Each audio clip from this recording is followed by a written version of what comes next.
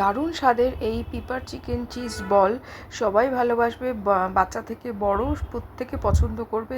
দুর্ধর্ষ খেতে হয়, স্ন্যাক্স আইটেম হিসেবে মানে ফাটাফাটি একটা রেসিপি। তো এই দেখো এখানে আমি ভেঙেও দেখাচ্ছি।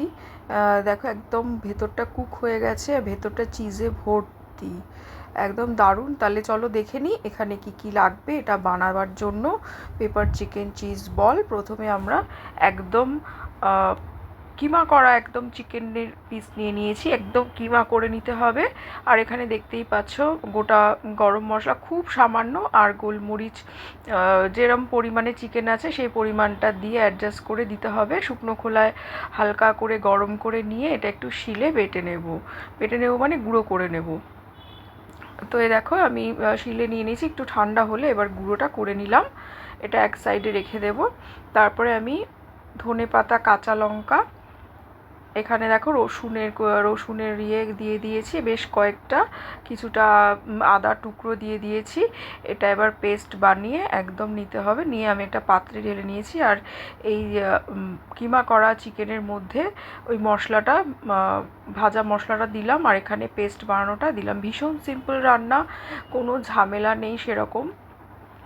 আর এখানে একটু মেয়োনিজ অ্যাড করে দেবো, ভীষণ জুসি হবে তাহলে খেতে। অবশ্যই বাড়িতে বানিয়ে দেখো। এটা মেয়োনিজ, তোমরা যে কোনো ব্র্যান্ডেরই মেয়োনিজ ইউজ করতে পারো। খুব সামান্য পরিমাণ মতো নুন দিয়ে দিলাম। তো এখানে ভালো করে এটাকে মাখিয়ে নিচ্ছি চিজ দিয়ে।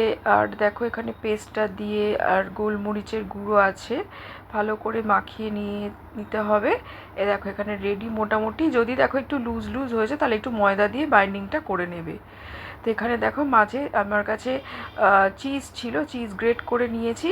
তোমরা স্লাইস থাকলে ছোট ছোট পিস করে স্লাইসও নিয়ে নিতে পারো। এরকম করে সুন্দর করে বলের মধ্যে ওই চিজগুলো ভরে একদম গোল করে নিতে হবে। গোল করে নিয়ে প্লেটে রেখে দিলাম। তারপরে একটা গোলা বানিয়ে নিয়েছি ডিমের। দেখো সবকটা এরকম করে ভেতরে চিজ পুরে তৈরি করে নিয়েছি। ফ্রেশ ব্রেড ক্রাম্ব নিয়ে নিয়েছি, ডিমের গোলা দিয়ে ভিজিয়ে তার ব্রেড ক্রাম্ব দিয়ে বলগুলো বানিয়ে নিতে হবে। একের পর এক এরকম করে খুব আলতো হাতে এটাকে বানিয়ে নিতে হবে। তো আমার মোটামুটি দেখো লাস্ট এটা বানাচ্ছি, এটা রেডি হয়ে গেল। এবারে একটু ফ্রিজে রেস্ট করতে দিতে হবে আধ ঘন্টার মতো, তাহলেই একদম ভাজার জন্য রেডি হয়ে যাবে। তো এটা তোমরা 2-3 দিনের জন্য রেখেও দিতে পারো, পরে ইচ্ছা মতো সময় সুযোগ হলে বানিয়ে খেতে পারবে। বাচ্চাদের কিন্তু ভীষণ পছন্দের এই চিকেন বলটা। তো অবশ্যই বাড়িতে ট্রাই করো। আর এখানে দেখো আমি সবকটা এখানে বানিয়ে নিয়েছি, ফ্রিজে রেস্ট করতে দিয়েছিলাম, বার করে নিয়েছি। এবারে এক এক করে ভেজে নেব। একটু গরম হলেই তেলটাকে মিডিয়ামে দিয়ে দিতে হবে, নাহলে কিন্তু ভেতরটা কুক হবে না, ওপরটা মানে ব্রাউন হয়ে যাবে, ভেতরটা কাঁচাই থেকে যাবে। তো কে কোথা থেকে দেখছো অবশ্যই আমাকে জানিও, আমি যাতে ধন্যবাদ দিতে পারি। আমি সুদীপ্তা, আমি সুদীপ ব্লগস থেকে তোমাদের সাথে এই সুন্দর রেসিপিটা শেয়ার করলাম। ভালো লাগলে অবশ্যই লাইক কমেন্ট শেয়ার করে দিও, পেজটাকে ফলো করে দিও। আর যারা প্রোফাইল থেকে দেখবে তারা অবশ্যই প্রোফাইলকে ফলো করে দেবে, যারা ইউটিউব চ্যানেল থেকে দেখবে তারা ইউটিউব চ্যানেলকে সাবস্ক্রাইব করে দেবে। তো কেমন লাগলো ভিডিওটা অবশ্যই কমেন্ট সেকশানে জানাবে।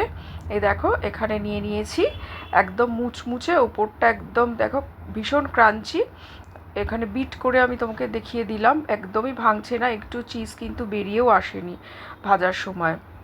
পারফেক্ট হয়েছে, ভেঙেও আমি মাঝখানটা দেখিয়ে দিচ্ছি, একদম সফট ফুললি কুকড হয়েছে। তো চলো পরে আবার আর একটা নতুন রেসিপি নিয়ে চলে আসবো। ততক্ষণ টাটা বাই, সবাই ভালো থেকো, আবার তোমাদের সঙ্গে দেখা হবে।